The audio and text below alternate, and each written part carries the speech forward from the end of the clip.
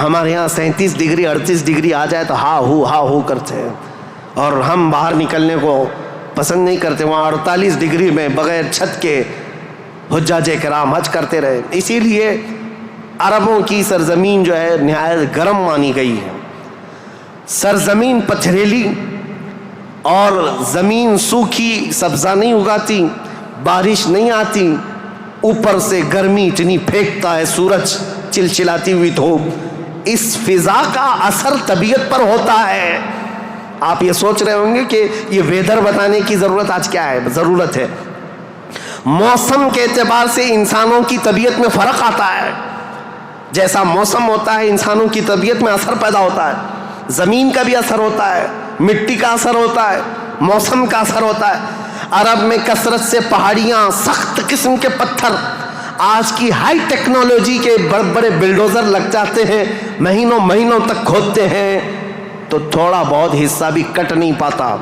ہم تو تقریباً 10 سال سے ایک پہاڑ کو کھودتے ہوئے دیکھ رہے ہیں، ابھی بھی عرب میں وہ کھود ہی رہے ہیں بلڈوزر. جبکہ ان لوگوں کے ہاں ٹیکنالوجی ہمارے ہاں کی طرح کی نہیں ہے. روڈ بنانا ہے تو رات کے وقت آپ گزر رہے ہوں 1 کلومیٹر روڈ، صبح فجر میں دیکھیں تو تیار رہتا ہے اتنے فاسٹ. لیکن پہاڑیوں کو کھودنے کے لیے آج بھی، آج کے ہائی ٹیکنالوجی کے دور میں بھی وہ پہاڑیوں کو ہلا نہیں پاتے. سخت قسم کے پتھر، سخت قسم کے پتھر، زمین سبزہ نہیں اگاتی، بارش نہیں آتی، موسم برساتا نہیں، سورج جھلسا دینے والی گرمی پھینکتا ہے. یہ سب کا اثر طبیعتوں پر بھی ہوتا ہے. اس کی وجہ سے عربوں کی طبیعت میں خشکیاں، چڑچڑاہٹ، ضدی پن، تکبر، غرور، یہ سب چیزیں تھیں. عرب جلدی کسی چیز کو ایکسیپٹ نہیں کرتے. اور اب میں آپ کو یہ بھی بتا دوں کہ عرب کو عرب کہتے کس لیے تھے. عرب یہ نام کیوں پڑا تھا اس کا؟ یہ انسانوں کی طبیعت کے حساب سے میل کھاتا ہے، اس لیے میں عرض کر رہا ہوں عرب نام کیوں رکھا گیا. عرب کس کو کہتے ہیں؟ لفظ عرب، عین را با، یہ عربی میں لفظ جو ہے اس کا میننگ ہوتا ہے اچھی زبان رکھنے والا، فصیح اللسان جو آدمی ہے عرب کہتے ہیں اس کو. یہ عرب اپنے آپ پر اتنا غرور رکھتے تھے، وہ کہتے تھے کہ پوری دنیا میں اگر سب سے اچھی زبان ہے تو ہماری ہے، باقی کو عجم کہتے ہیں. عجم کا مطلب ہوتا ہے گونگا، وہ ہم سب کو گونگا کہتے ہیں. سارا عجم ہے، عرب کو چھوڑ کر کے جتنا ہے وہ سب عجم ہے. فارس عجم ہے، ہند عجم ہے، افریقہ عجم ہے، امریکہ عجم ہے. عجم کا مطلب گونگے. عرب لوگ اپنے آپ کو صرف زبان والا کہتے اور باقی پوری دنیا کو گونگا سمجھتے تھے. تو یہ نخوت جو تھی، یہ بڑاپن جو تھا، یہ تکبر جو تھا، وہ وہاں کے موسم کے اعتبار سے پتھریلی زمین کی وجہ سے ان کی طبیعتوں میں گھر کر گیا تھا. جلدی ایکسیپٹ نہیں کرتے. ایسے سخت دلوں کے اندر اور ایسے سخت قوم کے اندر اسلام کا نور ظاہر کرنا یہ کوئی عام بات نہیں تھی، عام بات نہیں تھی. اللہ رب العزت کی مصلحت اور اس کی حکمت بالغہ کو دیکھیں. اللہ کریم نے اپنے آخری رسول کے لیے جو زمین منتخب فرمائی وہ افریقہ کی سرزمین نہیں تھی، نہ ہی کوئی ہند کی سرزمین، نہ یورپ کی سرزمین، بلکہ عرب کی سرزمین کو منتخب کیا گیا. اس لیے مجھے زمین کا جغرافیہ بتانا ضروری ہے کہ یہ لوکیشن کے اعتبار سے بیچوں بیچ میں آباد ہے، پوری دنیا کا سینٹر کہلاتا ہے. اس لیے کہ یہاں سے روشنی نکلے تو پوری دنیا میں پھیلے. یہاں سے نکلا ہوا ابر ہر زمین پر بارش بن کر کے برسے گا، اور برسا بھی. اللہ کریم نے مکہ مکرمہ کی سرزمین کو منتخب فرمایا.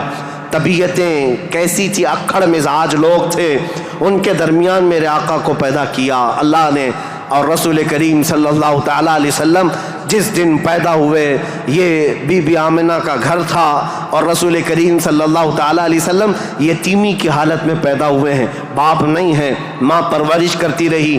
عربوں کے رواج کے اعتبار سے دادا کی شفقت بہت زیادہ تھی اپنے پوتے پر، کیونکہ بیٹے عبداللہ بہت محبوب نظر تھے، بڑے پیارے تھے. لیکن جب جوانی میں انتقال کر گئے تو حضرت عبد المطلب کو اس کا بڑا صدمہ تھا کہ میرا سب سے محبوب بیٹا عبداللہ مدینے میں انتقال کر گیا، تو اپنی بہو حضرت آمنہ اپنے پوتے حضور اکرم صلی اللہ تعالیٰ علیہ وسلم کی پرورش میں جی جان لگا دیا، اتنا لگا دیا۔ آپ کو پتہ ہے میرے آقا صلی اللہ تعالیٰ علیہ وسلم کا نام پاک آج کروڑوں مسلمانوں کی آنکھوں کا تارا ہے۔ حضور کا نام جیسے ہی ہم محمد نام لیتے ہیں ہم انگوٹھوں کو چوم کر کے آنکھوں سے لگاتے ہیں۔ یہ نام پاک عام نام نہیں ہے، اس نام پاک کو بزرگان دین تو ایسے تھے کہ حضرت محمود غزنوی کا نام سنا ہے، ان کے خاص وزیر تھے ایاز، ایاز کے بیٹے کا نام تھا محمد۔ محمود جو ہے سلطان محمود اپنے وزیر کے بیٹے محمد کو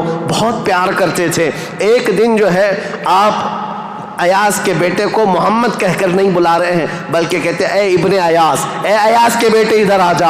ایاز نے سن لیا، کہا آج سلطان غضبناک ہوں گے، میرے بیٹے کا نام لے کر کے نہیں پکارا، باپ کے نام سے پکارا ہے۔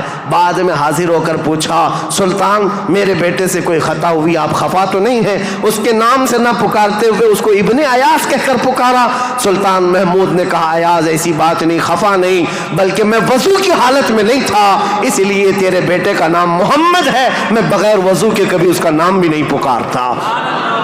اور علامہ عبد الرحمن جامی فرماتے ہیں ہزار بار بشویم دہن ز مشک و گلاب ہنوز نام تو گفتن کمال بے ادبیس۔ یا رسول اللہ ہزار بار میں اپنے منہ کو گلاب کے پانی سے، مشک و عنبر کے پانی سے دھو لوں، اس کے بعد بھی آپ کا نام پکارنا میں بے ادبی سمجھتا ہوں۔ یہ علامہ عبد الرحمن جامی